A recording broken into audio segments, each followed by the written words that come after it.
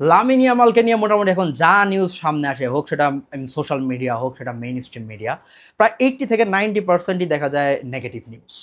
এবং মাঠের ভেতরের সিচুয়েশনের চাইতে এই যে লামিন সম্পর্কে যে একটা ইমপ্রেশন ক্রিয়েট করা, এইটার ক্ষেত্রে মাঠের বাইরের অ্যাক্টিভিটিস অনেক বেশি ইম্পর্টেন্স পাচ্ছে দেখা যায়। লামিনের গার্লফ্রেন্ড, লামিনের কমেন্ট, লামিনের ইনস্টাগ্রামের কি পোস্ট দিল থেকে শুরু করে দেখা যায় তার যে অ্যারোগেন্স, তার যে অ্যাটিটিউড, সবকিছু এই জায়গায় একবারে ইনক্লুডেড। গত সিজনে আমরা এটা দেখছি যে খুব গুরুত্বপূর্ণ পয়েন্ট ছিল যে লামিন কেন প্যান্ট এত নিচে পড়ে, এবং এটা নিয়েও অনেক ধরনের নেগেটিভিটি ছড়ানো হয়েছে। সো আমার কাছে যেটা মনে হয় যে এই সিজনে লামিনকে নিয়ে এই হতাশার যে পার্টি, এইটাতে দেখতেছি যে অনেক বার্সা ফ্যান অলরেডি যোগ দিচ্ছে এবং তাদের মনে হচ্ছে যে লামিন ধ্বংস হয়ে গেছে, তার ডাউনফল হয়ে গেছে। Now the point is, I think যে মতামত আপনি দিতেই পারেন, কিন্তু এখনো পর্যন্ত এমন কোনো পরিস্থিতিতে আমরা পড়ে যাই নাই যে লামিনের যে ডাউনফল হয়েই গেছে এই সিদ্ধান্তে আপনি পৌঁছায় যাইতে পারেন।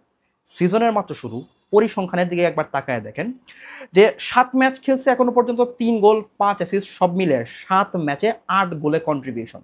গত সিজনের সাথে যদি আপনি তুলনা করেন, পরিসংখ্যান কিন্তু এই সিজনে এখনো পর্যন্ত একটু আগায়েই আছে। একই সাথে আপনার যেটা মাথায় রাখা লাগবে যে প্লেয়ারটা সিজনের শুরু থেকেই নিজেই ইনজুর্ড এবং তার রিদমে ভালো রকমের একটা গ্যাপ আমরা দেখছি। পিএসজি ম্যাচে তাকে ব্যাক করানো হয়েছে, এরপরে আবার শোনা গেছে সে ইনজুর্ড।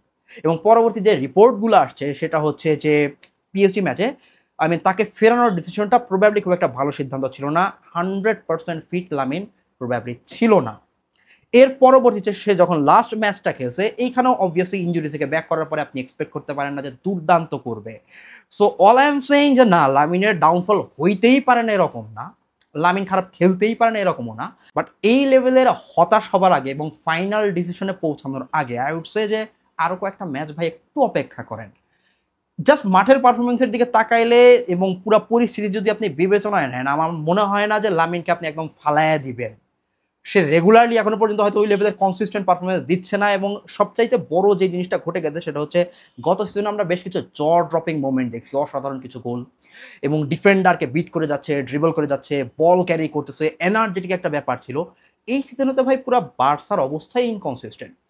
জাস্ট খেয়াল করেন যেই সেট আপটা গত সিজনে সবাই সবাইকে হেল্প করছে, লামিন ছিল, লেভানডস্কি ছিল, রাফিনহা ছিল, এই সেট আপের কারণে প্রত্যেকটা ফরওয়ার্ড অসাধারণ রকমের গোল অ্যাসিস্ট করছে, প্রত্যেকের নাম্বার অনেক বেড়ে গেছে।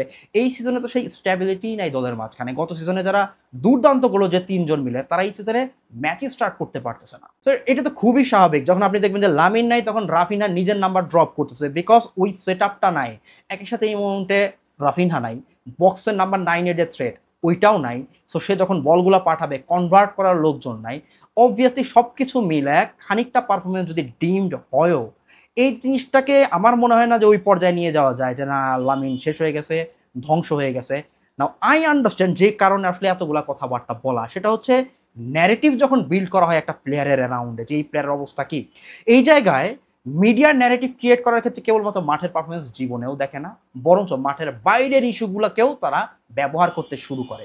একটা প্লেয়ার মাঠে যথেষ্ট ভালো খেলতেছে, কিন্তু মাঠের বাইরে যদি তার নানা বিতর্ক থাকে, মিডিয়া অলওয়েজ ট্রাই করতে থাকে ওই জিনিসটাকে ফোকাস করতে। অ্যান্ড যখনই কোনো প্লেয়ার একটুখানি ডাউন টাইম যাবে, তখন ওই বিতর্কগুলোকে আরো বেশি করে হাইলাইট করা। That's the way they do it. Because প্রত্যেকটা প্লেয়ারের যেমন নিজস্ব পিআর টিম থাকে, তার অপোজিশনেরও কিন্তু পিআর টিম থাকে, কারণ এই জায়গায় ব্র্যান্ডিং এর খেলা থাকে, কাকে কিভাবে আপনি ব্র্যান্ডেড করবেন।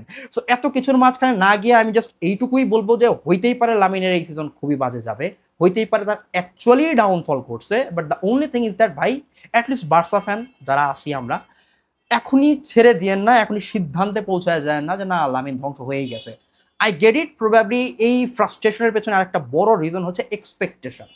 গত সিজনে আমরা যে অবস্থায় লামিনকে দেখছি, আমাদের একটা এক্সপেকটেশন ছিল যে এই সিজনে আমরা হয়তো বা তার সাথে লেভেল আপ দেখতে পাবো। গত সিজনে এই জিনিস দেখছি, এই সিজনে তার রোল আরও বাড়বে এবং এই সিজনে সে আরও নিজেকে হায়ার আপ লেভেলে নিয়ে যাবে, যেই রিফ্লেকশনটা আমরা এখনো পর্যন্ত দেখি নাই, যেটা আমাদের হতাশ করে দিছে।